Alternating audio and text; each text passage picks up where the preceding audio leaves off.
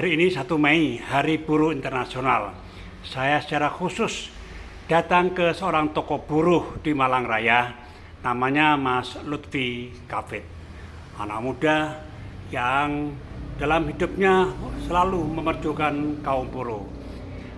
Yuk kita simak dulu bagaimana komentar dari sang tokoh legendaris perburuan, Mas Lutfi Kafid.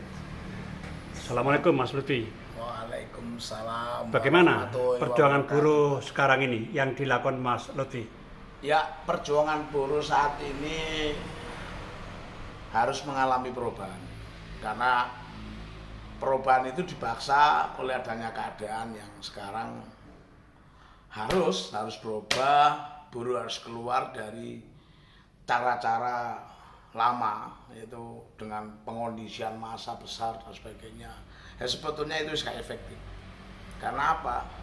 Karena persoalannya sekarang itu persoalannya kompleks banget gitu ya.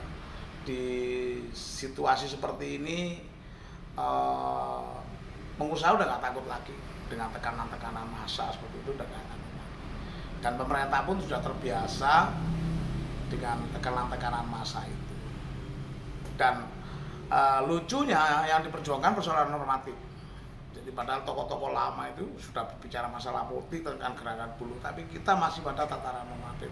Kalau organisasi buruh ini hanya pada tataran normatif, ya capek kita menuntut supaya upah itu normatif, sudah ditentukan oleh undang-undang. Normatif itu sesuatu yang sudah diberikan dan harus dilaksanakan oleh perusahaan, tapi itu dilanggar, sehingga satu itu. Yang kedua, dengan situasi ekonomi seperti ini, jadi gerakan lama itu harus kita rubah menuju gerakan baru, yaitu bagaimana buruh sekarang ini harus mulai pinter dan cerdas melihat situasi yang ada dengan memanfaatkan teknologi yang mungkin bisa dilakukan. Jadi kejadian COVID-19 kemarin itu mampu melulantakkan serikat buruh. Terus undang-undang outsourcing pun ini juga mampu menghancurkan gerakan buruh. Dan sekarang gerakan buruh ini sudah mulai total melemah. Seluruh Indonesia melemah, hampir nggak ada kekuatan. Tapi jangan dianggap bahwa itu tidak akan melawan. Mereka tetap berkonsolidasi, meskipun mantan perusahaan ini berkonsolidasi. Kemarin kami sudah kumpul dengan kawan-kawan sekitar 250 kawan buruh pengurus. Nah, kami putuskan untuk tidak terus jalan.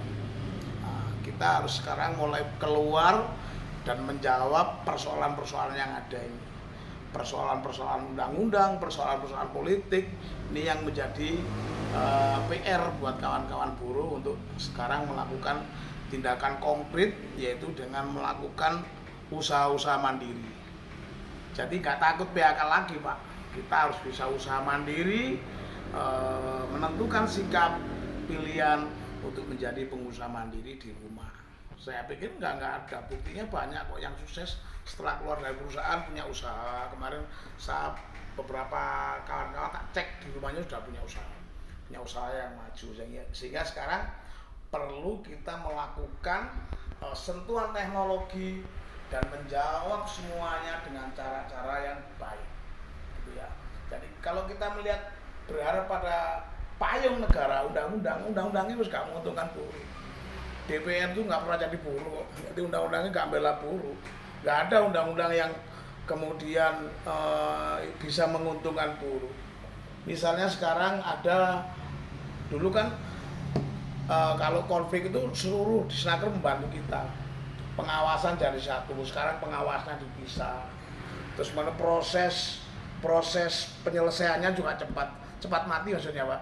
Jadi ada PHI ini, begitu dikasih anjuran dibawa ke PHI sidang, ya udah.